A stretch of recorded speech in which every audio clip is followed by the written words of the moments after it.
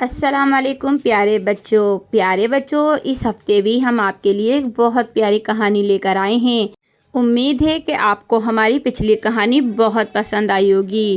ہماری اچھی کہانیاں سننے کے لیے جلدی سے ہمارے چینل کو سبسکرائب کر دیجئے اور بیل آئیکن بھی دبا دیجئے تاکہ ہماری کہانی سب سے پہلے آپ کو ملے۔ تو پیارے بچوں، آپ ہماری یہ کہانیاں اپنے تمام دوستوں میں شیئر کیجئے گا۔ تو پیارے بچوں، آج کی کہانی کا نام ہے بادشاہ کی انمول بیٹیاں۔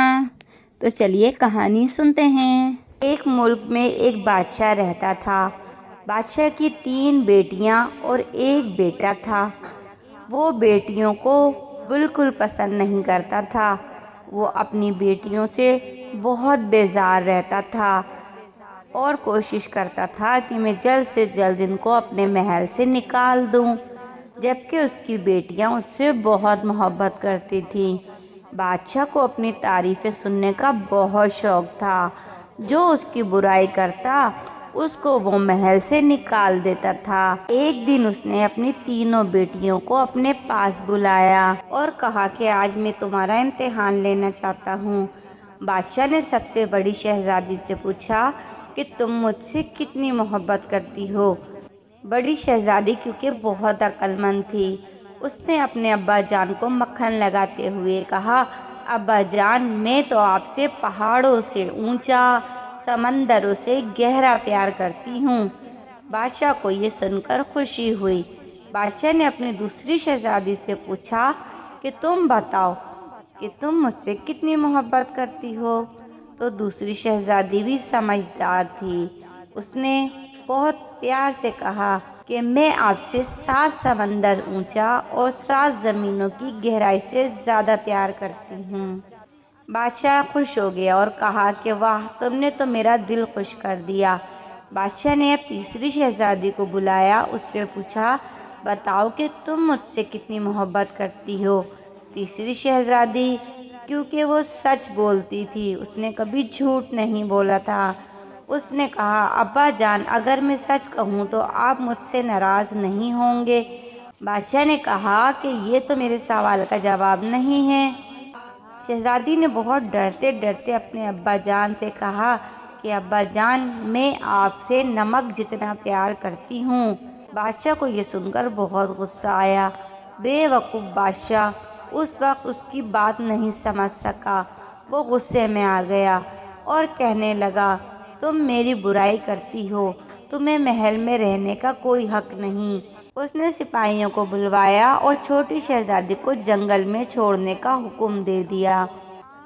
سپاہیوں کے جانے کے بعد خدا کا کرنا کچھ ایسا ہوا کہ شہزادی کو ایک بوڑھا لکڑہارا نظر آیا جو لکڑیاں کاٹ رہا تھا۔ شہزادی اس کے پاس گئی۔ اس بوڑھے نے پوچھا، تم کون ہو اور یہاں پہ کیا کر رہی ہو؟ شہزادی نے اپنا سارا قصہ اس بوڑھے کو سنا دیا۔ بوڑھا جنگل میں اپنی بیوی کے ساتھ رہتا تھا۔ لکڑہارے کی کوئی اولاد نہیں تھی۔ لکڑہارا اس کو اپنے گھر لے گیا، اس نے اس کو اپنی بیٹی بنا لیا۔ لکڑہارا دن بھر لکڑیاں کاٹتا اور بازار میں بیچ کر آتا تھا۔ اس طرح ان تینوں کا گزر بسر ہو جاتا تھا۔ سردیاں آنے والی تھیں۔ شہزادی نے بوڑھے آدمی کو مشورہ دیا کہ بابا جان، سردیاں آنے والی ہیں، آپ سردیوں کے لیے آدھی لکڑیاں جمع کر لیں اور آدھی بازار میں بیچ کر آ جایا کریں۔ لکڑہارے کو شہزادی کا مشورہ بہت پسند آیا۔ لکڑہارے نے ایک غار میں آدھی لکڑیاں جمع کرنا شروع کر دیں۔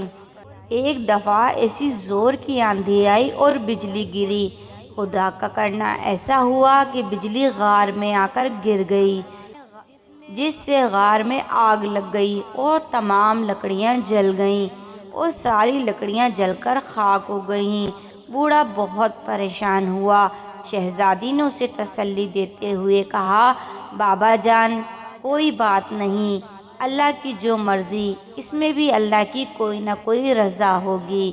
جب ساری آگ بجھ گئی تو شہزادی نے سوچا، غار کی صفائی کر دیتی ہوں، بابا جان دوبارہ لکڑیاں جمع کر سکیں گے۔ جب وہ لکڑہارے کے ساتھ غار میں پہنچی تو وہ دیکھ کر حیران رہ گئی۔ اس نے غار میں دیکھا کہ ہر طرف سونا ہی سونا نظر آ رہا ہے۔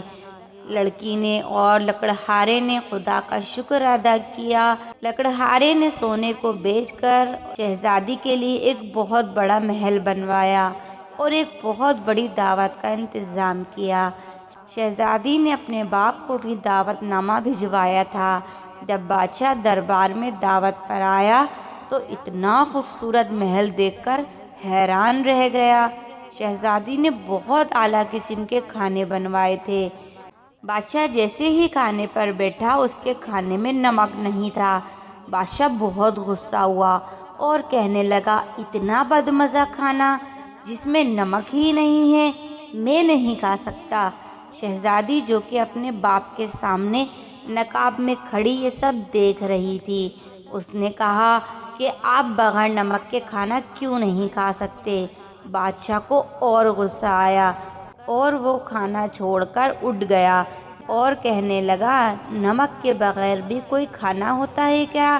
شہزادی نے اپنا نقاب ہٹاتے ہوئے کہا، ہاں بابا جان، میں نے آپ سے سچ کہا تھا۔ میں آپ سے نمک کے جتنا پیار کرتی ہوں، جیسے نمک کے بغیر کھانا نہیں کھایا جا سکتا، اسی طرح سے میں آپ کے بغیر نہیں رہ سکتی تھی۔ اور اسے اپنے رویے پر بہت شرمندگی ہوئی اور اس نے اپنی بیٹی سے معافی مانگا اور اسے اپنے ساتھ محل میں لے گیا۔ آج بادشاہ کے سمجھ میں آ گیا تھا کہ واقعی بیٹیاں تو اللہ کی رحمت ہوتی ہیں اور رحمت کبھی بوجھ نہیں ہوتی۔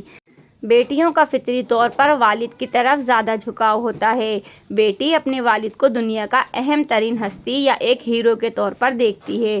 والد بھی ایک رول ماڈل بن کر بیٹیوں کی تعمیر و شخصیت میں اہم کردار ادا کر سکتا ہے۔ کسی نے کیا خوب کہا ہے، بیٹیاں سب کے مقدر میں کہاں ہوتی ہیں، جو گھر اللہ کو پسند ہو بس وہاں ہوتی ہیں۔